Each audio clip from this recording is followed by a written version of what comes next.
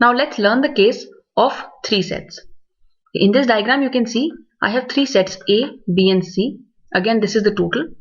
The region which is outside of the circles is the region which is none or neither. Now if I ask you, first let's understand this entire diagram. If I ask you what is the region which is only set A.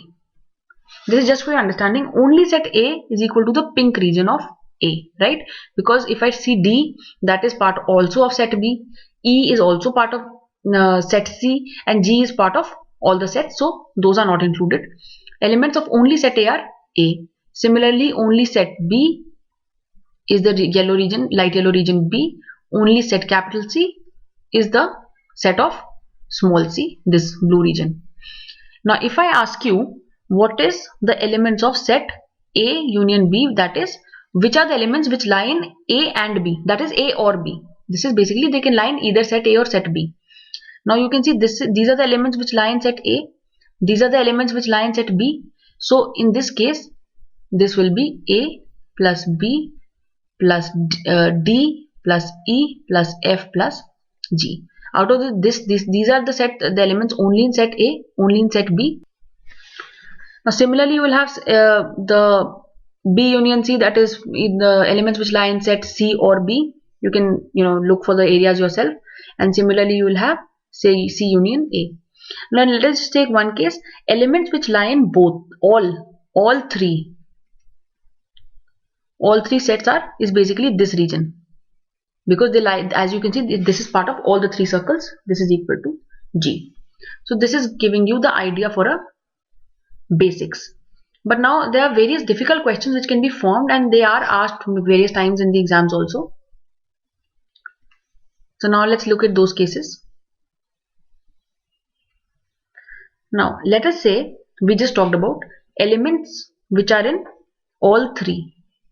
That can be represented as A intersection B intersection C, that is this region G. Okay. Now let me look at elements which are only in two.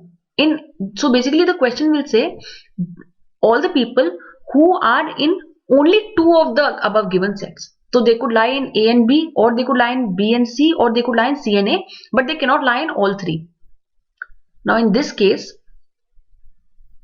it will be A intersection B plus B intersection C plus C intersection A minus 3 of A intersection B intersection C. So let's try to understand this one second. A intersection B, that is all the elements which lie in set A as well as set B. That is this region in yellow. As you can see, I am counting this, and I've also counted G once. Okay, this is just for your understanding. Similarly, B intersection C, that is elements which lie in set B and set C. Now that will be this region, right? Again you see I'm counting G, so I'm counting G once again. Now moving forward, C intersection A, that is elements which lie in set C as well as in set A, that is this set. Again you can see I'm counting the region G, so I have counted G 3 times. But the question was first of all asking me elements which are in only 2. So in fact I don't have to take any G at all, because G would mean elements which are in all 3, like I've written here. So I have to subtract this G region 3 times. So that is why I'm subtracting 3 times A intersection B intersection C, or this is G. So this is for your understanding. You can even try to remember this formula. Now moving forward, similarly, if I'm asked in a question that what are the elements or the elements which are in at least 2. What does at least 2 mean? At least 2 means either they are in only 2 or they are in 3, right? This is what it means. So obviously only 2 formula you already have. So I have to just add the portion of 3, all 3. So this is A intersection B plus B intersection C plus C intersection A minus 3 times all 3 A intersection B intersection C plus the 3 times the elements of all 3, which is this, that is A intersection B intersection C. So when I solve this, I get A intersection B plus B intersection C plus C intersection A minus 2 times A intersection B intersection C. It might seem a little complicated, but I need to tell you that if you understand this concept, there are certain questions which otherwise might seem very difficult to you in the examination, but you will be able to solve them very simply. Now then we have another similar case where I have elements which lie only in one set. Okay, only in one set. If you see from the diagram, it's obviously the A region plus the B region plus C region. So that is the only, those are the only elements which lie in only one set, any set, but only one set. So in terms of the formula, it will be number of elements in A plus number of elements in B plus number of elements in C. Again, if you just look at this, if I take number of elements in A and number of elements in B, this region, this entire, the intersection region, is occurring 2 times. I need to subtract that, minus 2 times A intersection B. But similarly, similarly there will be other intersection areas also. So I keep subtracting those also. But while subtracting, I would have subtracted the common region also, but more number of times. So it is, you add plus 3 times A intersection B intersection C. So if you want to see the proof, you can again just take the regions and you can see. Now let's look at a brief proof of this only one formula that we've just written.